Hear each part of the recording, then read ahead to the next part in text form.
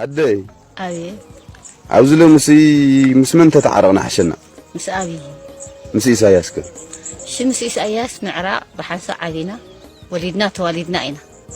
أبزأوا نزي أجن كبير حزن كبير نبعات أكلنا عن عيننا دكنا بخرنا نتحارد حلفنا عينا زي أخن حلفن كلنا إتنا يقدم نكاد أنتي جزية ملؤ باهي لسلاسة زنوارة جزية موائل نسو ترسيعه حجي من تعلنا أكبير حزني نازلني أنا بس أبي يجي سكع حجي تقراين كن إلى إثيوبيا كن تحقق فخ نبر دسي بدنا سلام كنا بردك أنا هنرئي الموتو ميتولو زي موتو لما عينا دك أنا هنرئي دسي بدنا محمر يملسن كويلنا كم إنا هنقبر ده داحا سلام كن فتح إلى سلام بعلو تردي وقفة كذا كل خبرنا عدنا سلز هلو كل خبرنا أخذ حجي بلين قدم زيت حجي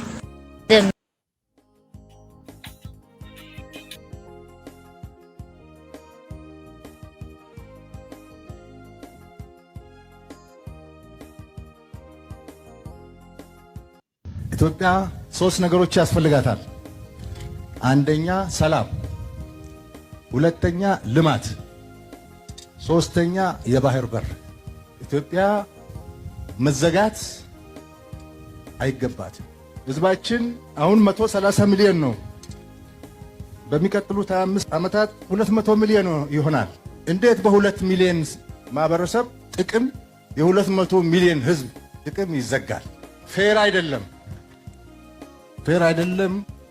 ዓለም አቀፍ ህግ አይደለም። ሎጂክም አይደለም። በጣም አሳፋሪ ነው። 30 ዓመት ተኝተናል። አሁን ነቅተናል። ጥያቄያችንን እንቀጥላለን። ሰላምም ልማትም ባህር በርም እናሳካለን። ባህር በር ላይ እንድንወጣ ያደረጉን ጠላቶች ለ60 ዓመት ለ70 ዓመት የሰሩ ጠላቶች አሁንም ስራቸውን ቀጥለዋል። ከባህር በር እንድንወጣ ያደረጉን እነሱ ናቸው። እኛ ተሳስተን ተባብረን ሊሆን ይችላል። የኛ ልጆች ተሳስተው ትብብር አድርገው የባህር በር ጥቅም ያልገባቸው በወጣትነታችን ተቀስቅሰን አምነን እኩልነት መስሎን ትብብር አድርገን ሊሆን ይችላል። ዋነኛው የአጀንዳ ባለቤት ኢትዮጵያን የባህር በር የማሳጣት አጀንዳ ባለቤት ግን ታሪካዊ ጠላት ነው። አሁንም ቀጥሎበታል። መከላከያ ሰራዊታችን እናጠናክራለን፣ ልማታችን እናፋጥናለን፣ ባህር በር እናገኛለን። ቀይ ባህር መልሶ ለመጠየቅ የሚሰጋ የሚጠራጠር ትውልድ መፈጠሩ የስነ ልቦና ስብራት አካል ነው። አንችልም ብሎ ነው የሚያስበው። እኔ ላረጋግጥላችሁ እወዳለሁ፣ ኢትዮጵያ ትችላለች። ኢትዮጵያን የሚያክል ሀገር ኢንካፕሱሌትድ ሆና ለልጆቻችን መሸጋገር አለበት ብሎ ማመን ተገቢ ሐሳብ አይደለም። በሰላም በዓለም ሕግ መሰረት ኢትዮጵያን ከዘጋት በርና ድሃ ካስባላት መጠሪያዋ መገላገል አለባት ብለን ስለምናምን በየትኛው መድረክ ከኢትዮጵያ ጋር በሰላማዊ መንገድ ለመነጋገር የሚፈቅድ አካል ካለ እጃችን ከምን ጊዜውም በላይ የተዘረጋ ነው። ሰላም ክቡራት ተኸታተልቲ ሊሎ ቲቪ ተመሊስና መፂናኩም ኣለና። ናይ ሎም መደብና ሓፈሻዊ ኩነታት ትግራይ ሰራዊት ሓይሊ ሰላም ትግራይ ዝድህስስ ክኸውን እዩ። ሰናይ መከታተል።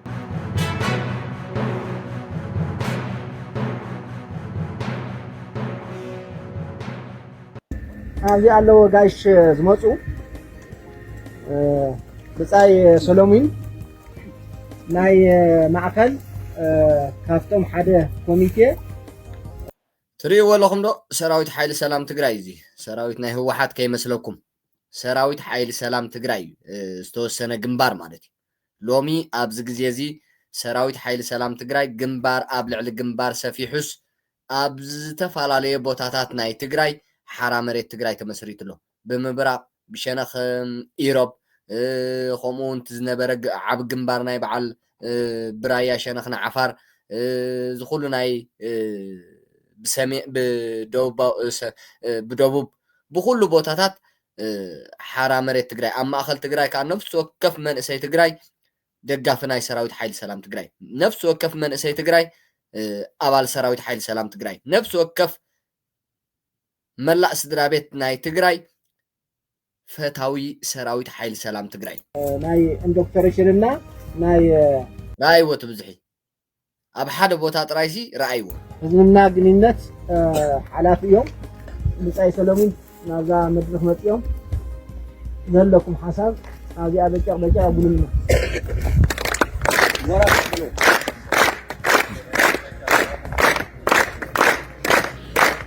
ناي وز سراويت سلام كملهم دحنجهم وعب سلام الرحبنا نمال دليهم وعب سلام الرحبنا دما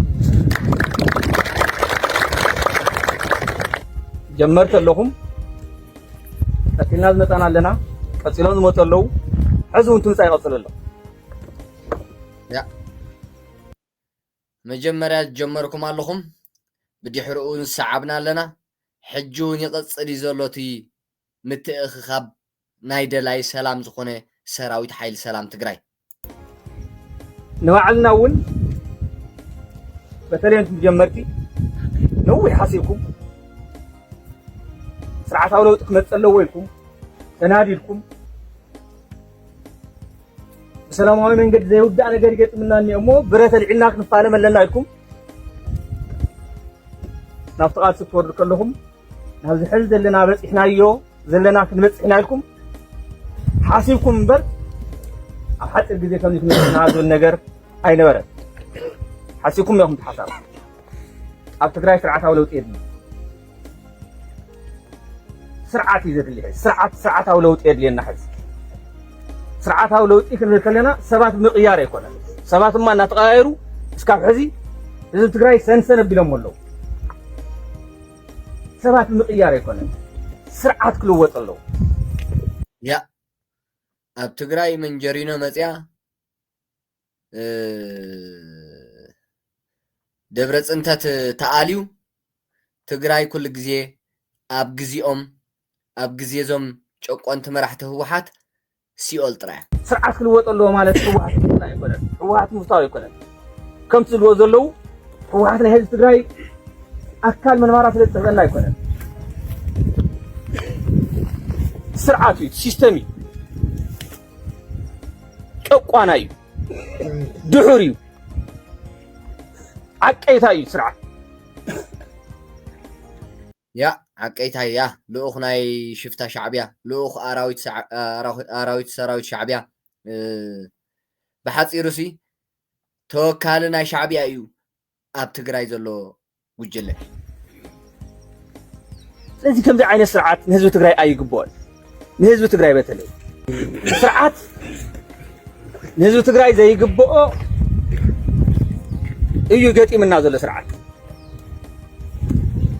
سلازي تقراي حزد ليا سرعات أولوتي سرعات كلوات الله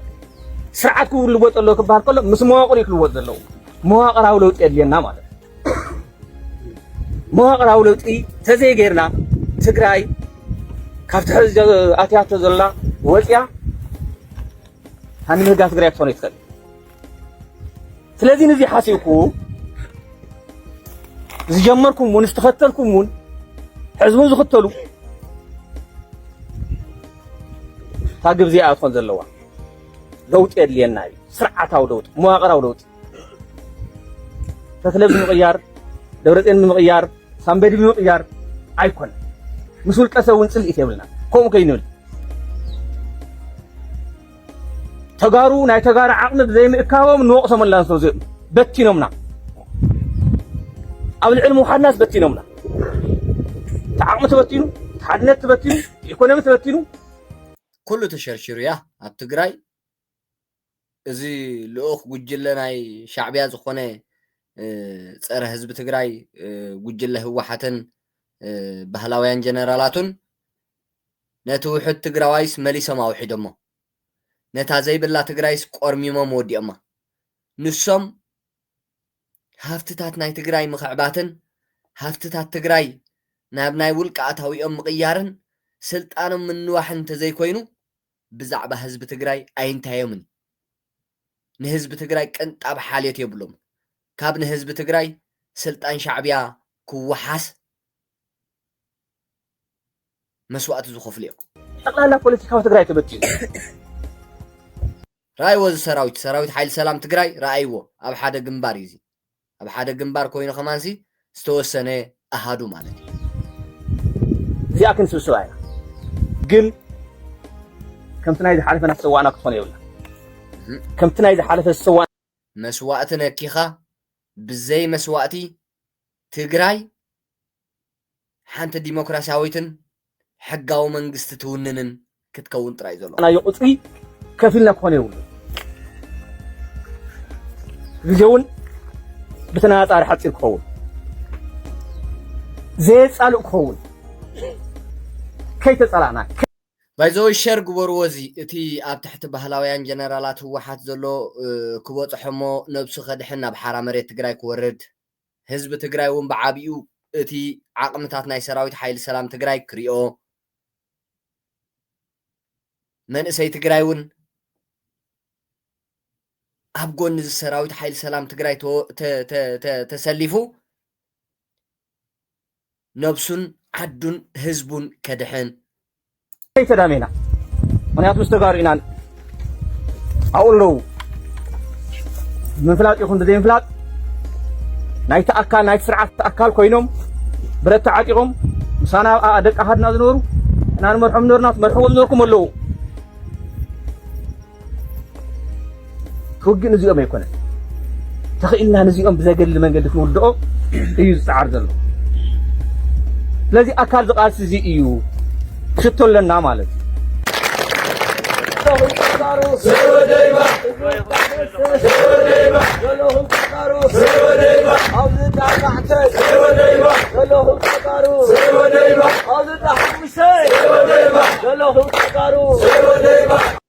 سراويت حيل سلام تجراي TPF حرا مريت تجراي إذا حيل زي تسفى حزب تجراي إذا حيل زي اتقنكو واحس حزب تجراي إذا حيل زي مس فيدرال منجست تداراديرو تجراي نموحس حزب تجراي نمدحن عدك أو قالسي أو جزولي تداراديرو قبل كلخو ركبات فتيرو ركبات ناي دبلوماسي زي بالكالومي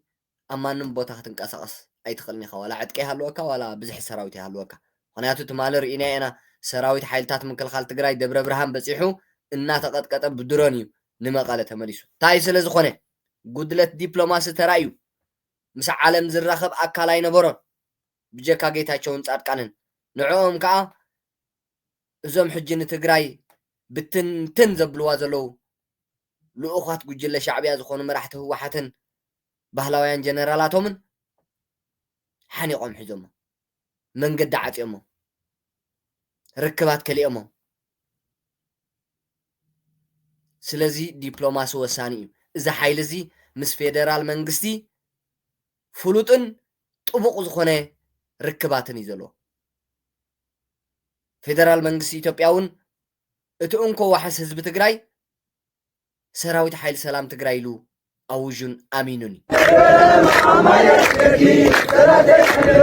كل بدات خصوم كبيرة بين أخوي حرنا جميرة هنا في فكر خصوص كبيرة أحب أجزي أخلو هو المطين الساعة ولو على عسل دفع فحلو هو عين غيره ما يكفي لا تيجي هو عين غيره ما يكفي لا تيجي كل بدات خصوم كبيرة بين أخوي حرنا هنا في فكر خصوص كبيرة أحب أجزي أخلو هو المطين الساعة ولو على عسل دفع فحلو هو عين غيره ما يكفي لا تيجي هو عين غيره ما يكفي لا تيجي يا سراويت حال سلام እሺ ሰላም ኣሕዋት ማለት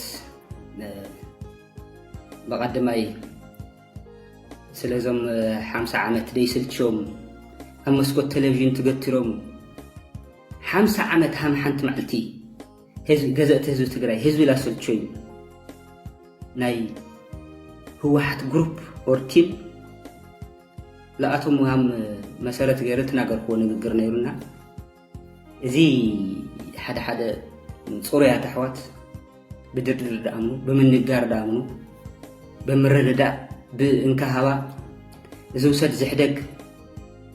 ብኡ ለኣምኑ ሰባት ሓደ ጠንካራ ሰባት ኣለዉ እሳቶም ትኾን ሕቶ ልመስል ጠይቆም ነይሮም እሱ ብልኽኣልክዎ መጠን ለመመላስ ክሙክር እየ ማለት እዩ ብዛዕባ ተፈናቐልቲ ከይምለሱ ታኢት ፀገም ኣብ ክልተ ተኸፋፊልናሲ ተፈናቐልቲ ከይምለሱ ዕድመ ተፈናቐልቲ ክነውሕ ላብ መረበቶም ተረው ከይምለሱ ካብ ምግባር ወፃኢ ኣብ ሓራ መሬት ምኻድኩም ምንም ትርጉም የብሉ ኣስተያየት እዩኒ ኣነ እዚ መልሲ እንታይ ክብሎ ሓራ መሬት ኦር ሰራዊት ሓይሊ ሰላም ትግራይ ህዝቢ ትግራይ ነፃ ንምውፃእ መረበት ትግራይ ንምምላስ ለዓላውነት ግዝኣት ትግራይ ንምምላስ ነፃነት ህዝቢ ትግራይ ንምምላስ እዩ ልቃለስ ብሎ ያ ዕላማ ሰራዊት ሓይሊ ሰላም ትግራይ ብምልእታ ካብ ጫፍ ናብ ጫፍ ሓራ ንምግባር ትግራዋይ ካብ ጫፍ ናብ ጫፍ ብሰላም ወፊሩ ብሰላም ተንቀሳቂሱ ኣብድላይ ሓዲሩ ኣብድላይ ዝውዕለላ ዲሞክራሲ ዝሰፈና ሕገ መንግስቲ ዘለዋ ህዝባዊ መንግስቲ ትውንን ትግራይ ንምግባር ብዓብኡ ከዓ እቲ ኣብ ትሕቲ ባህላውያን ጀነራላት ህወሓት ዘሎ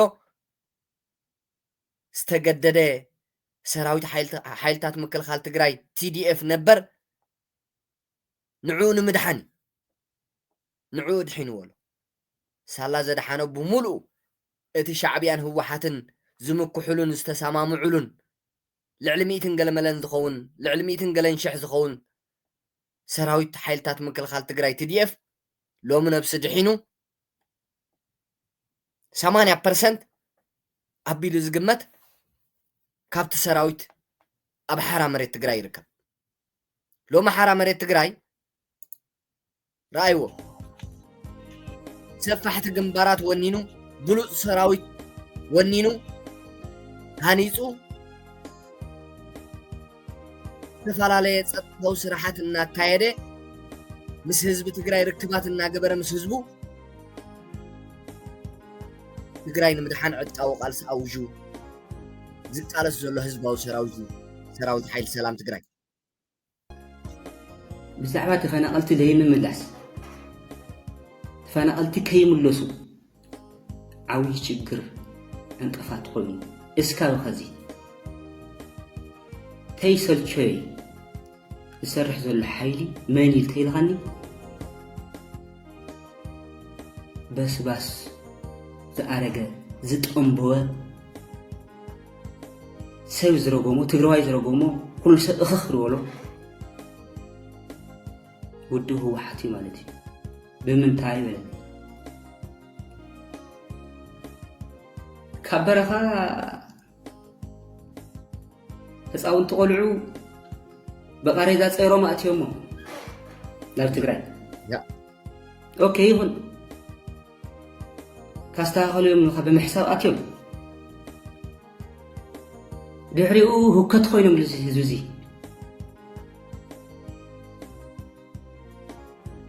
ካልኣይ ለለ ዝበስበሰ ዝጨነ عنقر صيرخس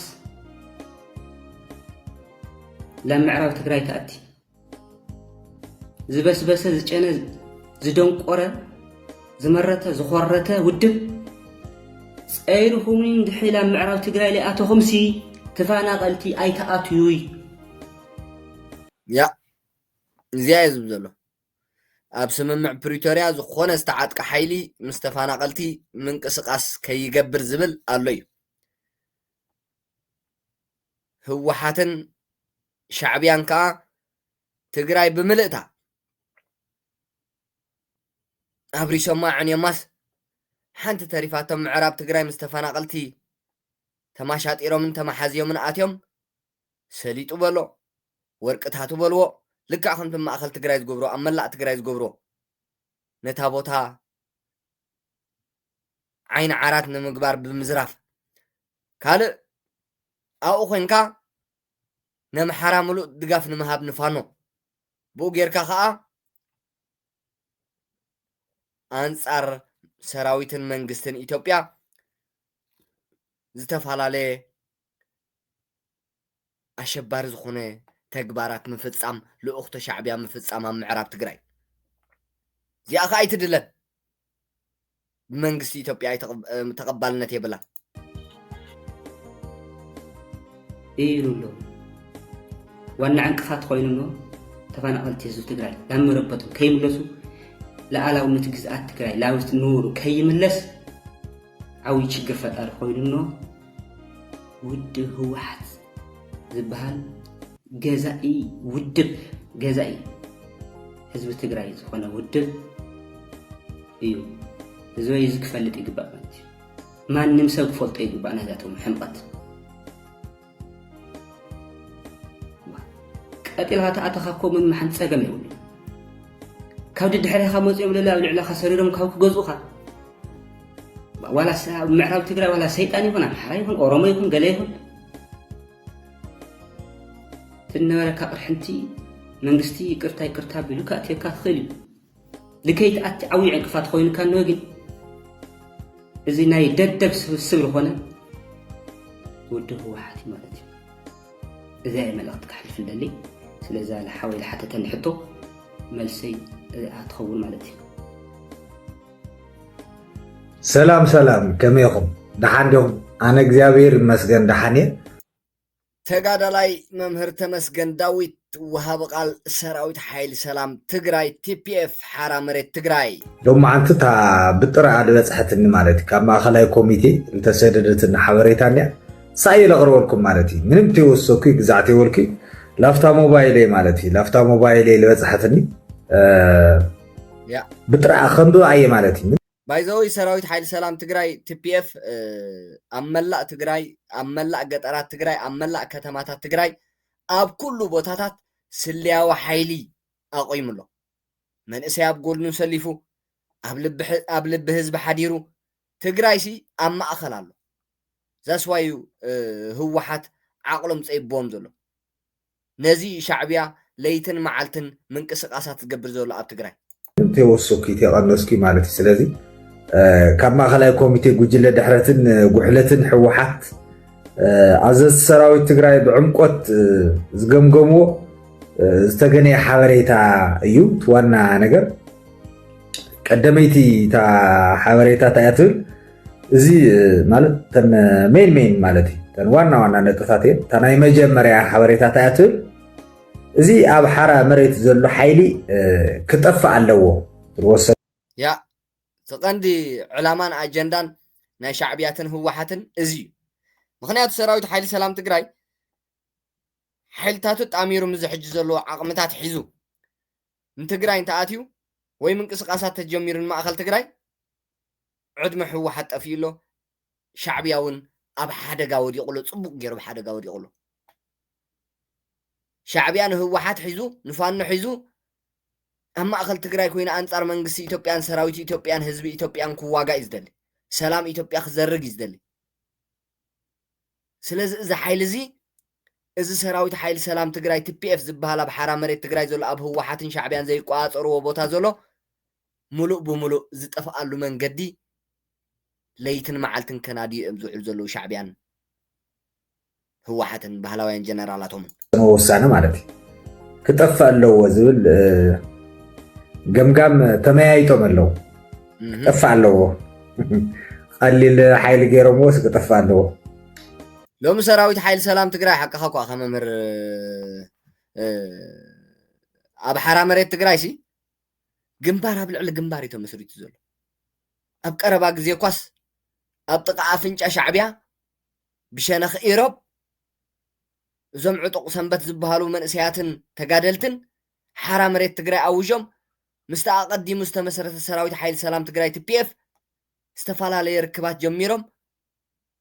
حد عينة وتهدروا تأزاز حيزهم بحد عينة إزي من قصقاس قورلو مسريتهم الله حرام مريت تجري سلازي لومي سراويت حيل سلام تجري مس كل عقمتاتو مس كل ركباتو مس حزب زلو ركبات أبغونو معليا زي بلو من سياسة ليفو دياسبورا بلوهم كالو بلو كله إذا كله خوينو كتفا أي خله تمالون عسرا سلاسة بزنو برلو أي تفعل شعون وكواس كتفوي كالون شعبيان هو واحد سلازي حيل زي أي تفعل نزتفع حيل يكونن نعون متفع سقوم تبجمر لاجن شعبيان هو واحد بحد خطو فيهم ويحد حدهم كبالو عيام أبتي TPF زبلو حيلي نمدفع تاكتيكال زخونا كايدا يدلينا له لبن جمجمون حوسهم لالو حدا اتي أبو زلو حيلي بستفل عليه من قدي زبطنا أسرار خير له زبطنا سرح له يش مالتي زبطنا سرح له بأوبريشن وتهدراوي سرحت زودقلو كسرح اللو هالي ما مالت كاب جزء ناب جزء زخلو زم بزلو ويز قلت أزلو وهاب قال سراويت حيل سلام تقرأي تقرأ لاي ممرت مسجن داويت بهلاويان جنرالات هو حتن بعلم زملو أخوات شعبية زخونو شوك أنت مرحته هو حتن استزاتيلو نسراويت حيل سلام تقرأي نمتفع مالتي بقى إذا حيل زخ نطفئ لنا يلوم لأختنا شعبية تقبلهم استزاتيلي وي بلان أوزيهم نمن نمتفع نسراويت حيل سلام تقرأي نتبيف نحرام مريت تقرأي نتوحس حزب تقرأي تخونه نت حزب تقرأي بهانك أو تتصبي زلو حزباو سراويت نخص السن زقبرنا يو بعلنا هنا بعلي እሺ ካብ ግዜ ናብ ግዜ ንኽስስ ዝገበርናዮ ባዕልና ኢና ኣብዚ ካብ ጌጋታትና ክንመሃር ኣለና ሕዚ ግዜ መሃብ የድልን ብቁርፂ ናብ ስጉምቲ ክንኣት ኣለና ዓይነት ስጉምቲ እዮም ለኸግኒ ዋለለ ለለደቂ ድኻታት ከሰውዎም ደልዮም ለለዞም ብፆትና ህይወቶም ከጥፍዎም ደልዮም እተው ኢሎም ከእትይዎም ውለለ ኣደዳ موتي قصلتي كغورو سمكو ياتي زوملو زيا همزيا دوسلو سات مغننا يمكو صبو نيرو سمكو يلو يا اتاو سمكو يلو يبتعم غرمك anyway وسينو ملو يا يغرمي ابتي بشم حرا مريت امغنيو شفيت زول حيلي حدغنيا زبال إليت اللو ازي إليت إذا اللي تزي ناي زوبان وردان أمرارها زنور عكادي يولو زنور عكادي من البات بزخونة مقنعات نرادا قوانتيلنا أبلع على مرحلنت كنرادا نخيلينا كاب زوبان تحتقن بطعم حدقين حيليو إذا حيلي زي بروعة نقرات حدقين يولو هاي تأي روعة نقرات رئو مالتي قطر حدا يولو بقطرو بزح حيليو ناي كل التزوبا زحازو ورراتات قليل يكونن قدماي مالتي بعد حساسبو صرح وحاتيو صره سراويت تግራይዩ صره ህዝብ እዩ ሓደገኛ ኤሊት እዩ ክውገደለዎ ያ በቃ ወገድ ኮይኑ ሪኹም ያ በቃ خلاص ፍሉይ ሓሳብ ዘለዎ ይኹን نهوحات زي إزاز يخون بهوحات زي مبركاخ يخون بمرء زي نهوحات آميني لزي يقبل قجلة يخون حيلي ويونو الكسب هو تترأيك سنزلو إزي تأزاز ناي شعبي أنه هوحات خوقد اللو أنت عرق لنا خيول ما خوقد اللو زيهم حلقين يا مخانم لو علم كيوم بكا دم أورامات نديم أراويت نديم ንዕድሚኦም ጥራይ ዝነብሩ ንነብሶም ጥራይ ዝነብሩ ንስልጣኖም ጥራይ ዝነብሩ ኣዝዮም ሰይጣውንቲ እዮም ሰይጣውንቲ ስነ ጥበብ ለለዎም ሰባት ምዃኖም ማለት ክውገድ ኣለዎ ሪኦም ዶ ሓዝለይ ዛ ቃል እዚኣ ክውገድ ኣለዎ ንሕና ተወጊድናዮም ግን ሓጢኣት እዩ ማለት እዩ ያ ንሶም ንሰራዊት ሓይሊ ሰላም ትግራይ ከወግዱ ሓላል ንዕኡ ንሰራዊት ሓይሊ ሰላም ትግራይ ከወግድ ዝመፀ እንድሕር ደኣ ሂወቱ ስኢኑ ግን ለለ ኢልካ ዓቢድካ ሰይጣውንቲ ኢልካ ምጥማቕ ዘይተጋሩ ኢልካ ምጥማቕ ከዳዓትዮም እዚኦም ልኡኻት ብልፅግና እዮም ኢልካ ምጥማቕ ዝተፈላለየ ሽም ኣብ ህወሓት ኮ ባዕቶም ኣብ ህዝቢ ብፍላይ ከባብታት ዞባ ደቡብ ምብራቕ ዘለዎ ተቐባልነት ቀሊል ኣይኮነን ንሪኦ ኣለና ኢና ፍልታ ፅሑፍ ንሪኦ ኣለና ኢና በቃ ኣሚኖም ኣለዉ ዞባ ደቡብ ምብራቕ ምብራቕ ተኮይኖም እዮም ዘይሓወስዋ ምብራቕ እንዲያውም ከኣምንሉ ዝግባእ ምብራቕ እዩ ተንቤን እዩ ኣዊ እኒኦቱ ሰፊሕ ሓይሊ እና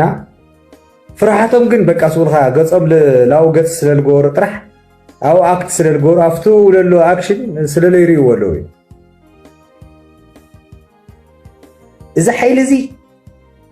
ተመሊሱ ናብ ህዝብና እንተኣትዩ ንዓና ከቢድ ውድቀት እዩ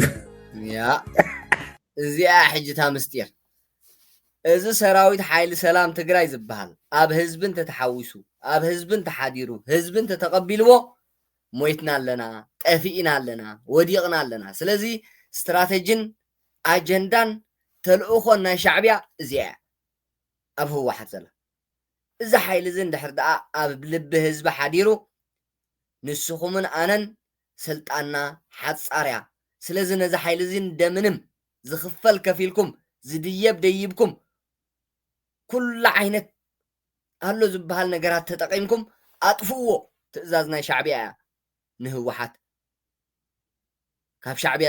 ዝተዋህበ ትእዛዝ እዩ ንህወሓት ንመን ከጥፍኡ ንሰራዊት ሓይሊ ሰላም ትግራይ ንትፒኤፍ ስርዓትካ ከይተስተኻኽልስ ላውዚ ተኣትዩ ከቢድ ውድቀት እዩ እንታይ ማለት እዩ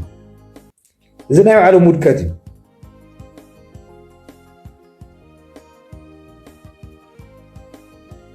ስለዚ እዚ ሓይሊ እዚ ብኣተሓሳስባ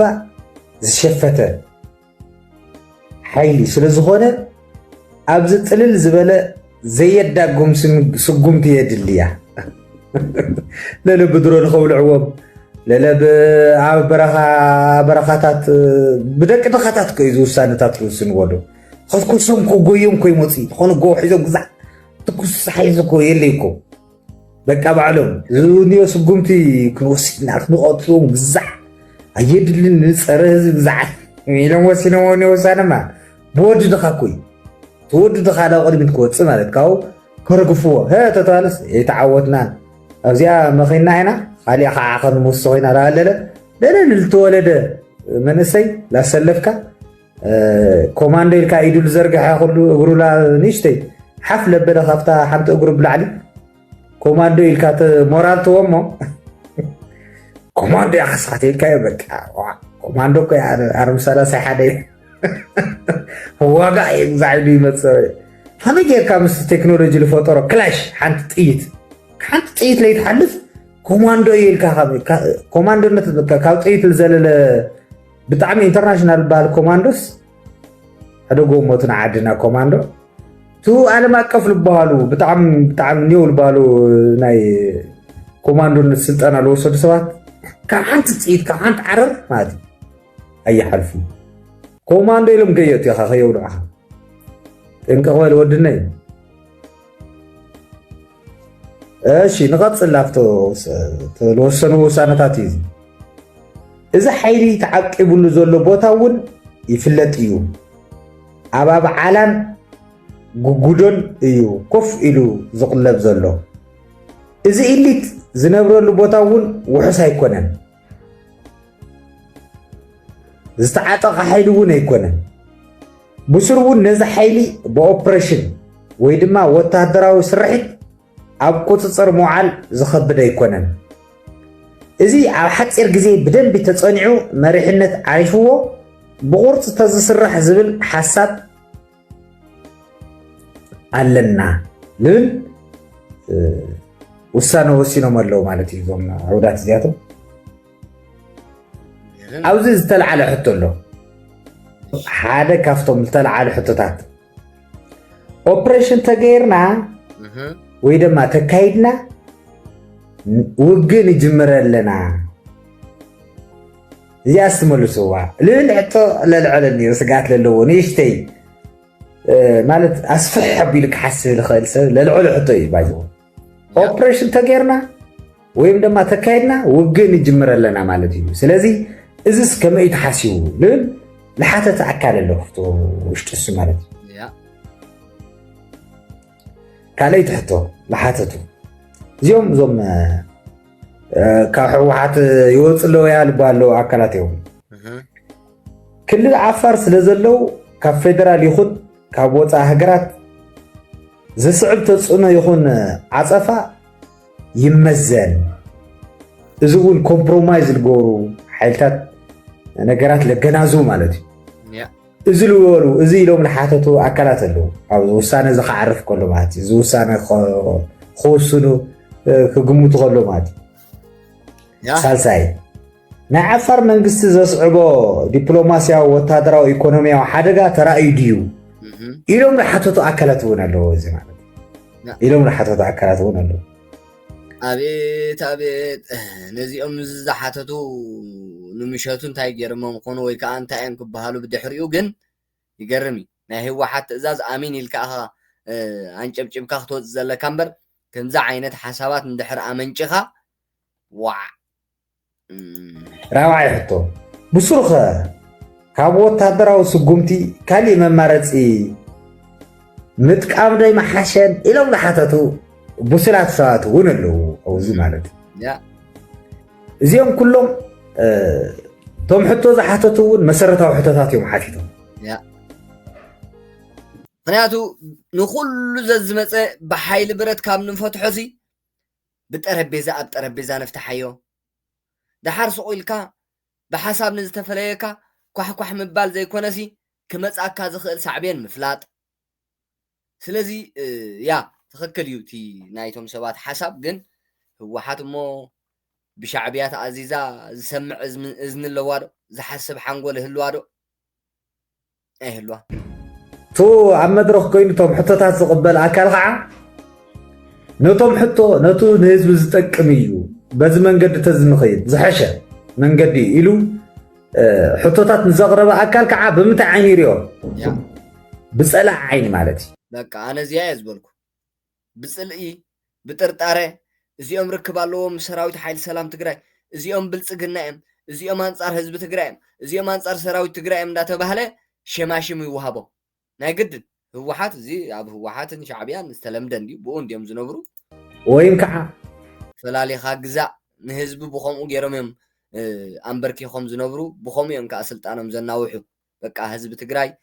حد حدو خيت تآمن مقبار حزبي إرترا حد حدو خيت تآمن بمقبار شعبيان هو حتى بسلطانهم كقصلو زتقوملو بتاني فلالاي زخونه ميلاي بخالي من قد لوريو أكلات يوم تمسريتو من هنا يوم مسرتاو نقرات كفتو ناي ما خلاي كوميتي لتجمع جمونة أطاتيو سيوم يمثلوا ناي لهم معنتي تزوب علي وسن زوم ساعات زياتهم دقيمهم لو دم نمتاي لغورو ولو وسانتات امونغو جن امونغو تموسنتي تنقرات تتلعيلو وسانه وسيرم اكشن تجميرم فحتو لهم كم زخونت مخنياتو اوش تمون حتت كم زلو نرد نقر سلازلو مالت سلازي لب غوري يلولانا لب مغوار صبويو سلامي لحيش يا اهلنا قديم ادو تግራይ كيتنبأ ህዝብ ትግራይ خينبأ سلام يدلي خمس عينة وسانة تيدلي عاوزو مسوزلو أكل جت فاتيرها كالي دمنت كالي مسكوريت جت كالي مسمع خلايا من قصة جت أو كرا جزيون رينا يانات سجومتات كالي كوم عينة أكشنات كتفتم تبوكيركا ካልእ ሓደጋታት ክኸውን ስለ ዝኽእል ምርድዳእ እዩ ፅቡቕ ኖ ትግራይ ንሕና ንኸዳለና ኣካያይዳ ንትግራይ ልምጥን መንገዲ የኾነን ጠጠው ኢልና ንሕሰብ ልብል ሓሳብ ምሕሳብ ፅቡቕ እዩ እቶም ውሳነታት ግን ከምዚ ኢሎም ወሲኖም ኣለዉ ልብል ብሰበር ካብ ማእኸላይ ኮሚቴ ዝበፅሐኒ መረጃታት የቕሪበልኩም ቴንኪዩ ቴንኪዩ ተጋዳላይ መምህር ተመስገን ዳዊት ወሃቢ ቃል ሰራዊት ሓይሊ ሰላም ትግራይ ካብ ሓራ መሬት ትግራይ ሰራዊት ሓይሊ ሰላም ትግራይ ቲፒኤፍ ይዕወት ክሳብ መወዳእታ መደበይ ምሳይ ስለ ዝፀናሕኩም ክቡራት ተኸታተልቲ ቲቪ ካብ ልቢ ኣመስጊነ ዓወት ንሰራዊት ሓይሊ ሰላም ትግራይ ዓወት ንግንባር ህዝባዊ ማዕበል ብርጌድና ሓመዱ ሰላም ፅንሑ